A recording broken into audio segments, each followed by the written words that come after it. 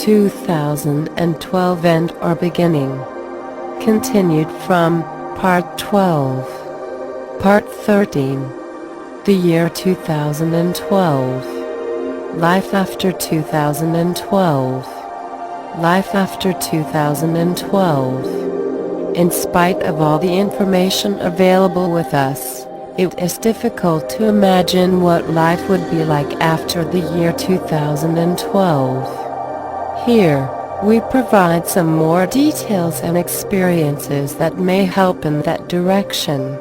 All those who survived 2012 can be grouped into two: those who have begun transforming and those who have not. The reality perceived by them depends entirely on their inner spiritual condition. The rishis and masters in the astral plane come in contact with us to guide us. We have to develop contact with them so that we can receive guidance from them. Such guidance is a must during 2012, which is why we, from now onwards, have to do longer meditations and go on trying to talk to the light. The extent of transformation and the number of people who transform determines events like pole shifts and other earth changes. Even the availability of electricity depends on the extent of global transformation. People become vegetarians. Hence the killing of animals for food will stop. People stop using artificial materials like plastics that harm the environment. They switch to natural materials like cotton. Consumption of alcohol stops. People who are still dependent on food will learn to take in more prana from the sun and the second sun. It will be some time before they can start living entirely on prana. Everyone will be healthy with their bodies proportionate in size.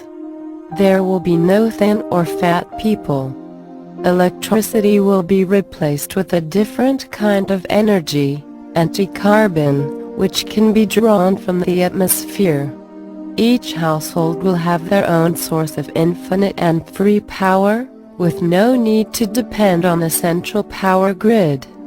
There will be new species of life that can experience more, with higher awareness. Even a stone will have higher vibrations. Everything on earth, every atom absorbs more light and shines with divine light. We enter into a new consciousness, which is based on love. A meditator, known for her amazing visions and experiences, had a vivid dream in which it was dark for 3 days and there was widespread confusion with people running helter-skelter and currency notes flying around with no one interested in them. During the dream, she became aware that the Earth had just entered the photon belt. Channel Suvahini had the following vision of events taking place in the year 2018. Meditators are all meditating in a place. Others are screaming. There is a lot of fear and chaos outside, but the meditators are not disturbed by it. The meditators have filled themselves with a lot of white light. Earthquakes are happening outside. All those who are meditating have qualified and grown spiritually.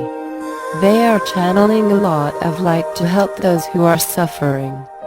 About 80% of world's population that has not transformed is outside this place. Then Lord Kalki, the world teacher, descends down to places where people are meditating and asks everyone to meditate for 3 days. He says, "Let us hold a lot of light and let us start living on pranas during this period. Many people who are outside will die and will be shifted to the 7 earths to transform further. All gods and goddesses are descending down. They bring down a globe of golden light. Then Mahavatar fixes a pencil-shaped gadget on everybody, which helps them to sustain good qualities. It helps to receive prana directly from the sun. It will also help us bring down rare knowledge to help others. Because of this pencil-like gadget, people will all be of similar size and weight. All will be beautiful to look at also.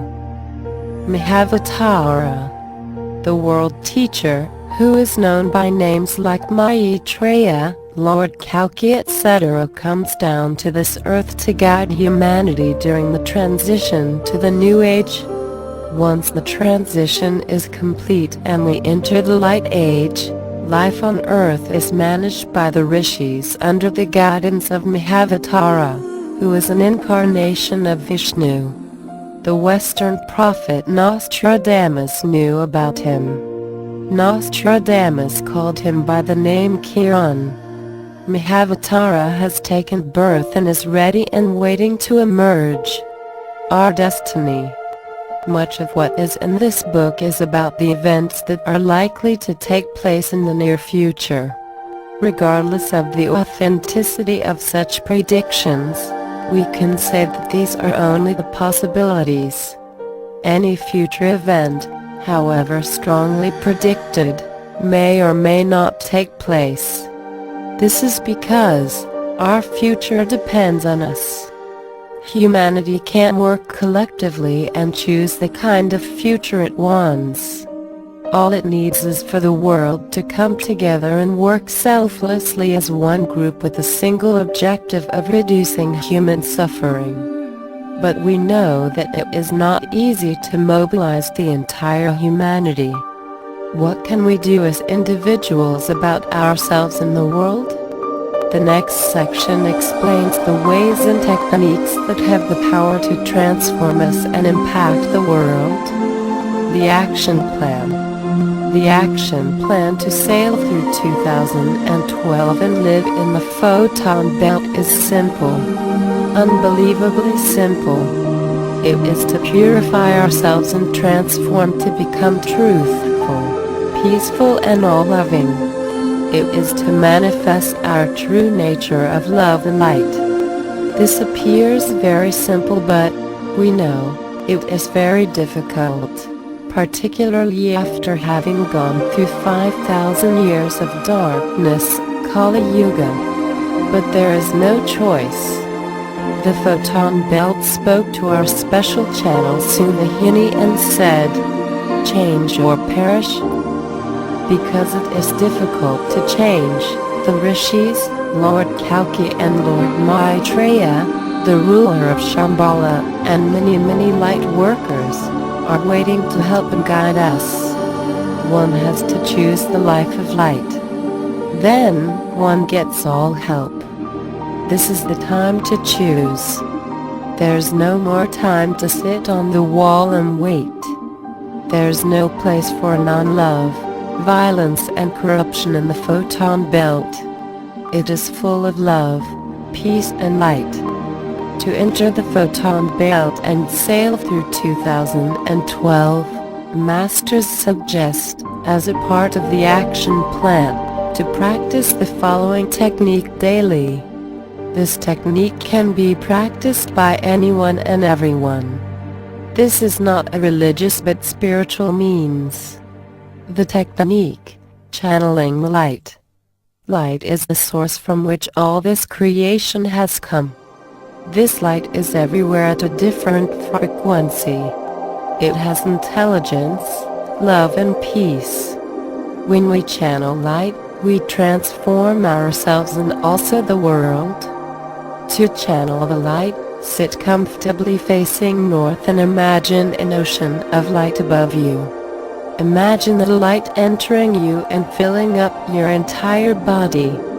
Experience the love and peace of the light for a moment and then imagine the light spreading around you, filling your home, locality, nation and the whole world gradually. Practice this daily for 7 minutes. You can also practice this technique for an hour and more. This is a kind of higher meditation. Meditating for hours at a stretch will be required in future. Finally, This information is meant not to scare but to awaken. The world will not end in 2012. And there will be new beginnings. The end.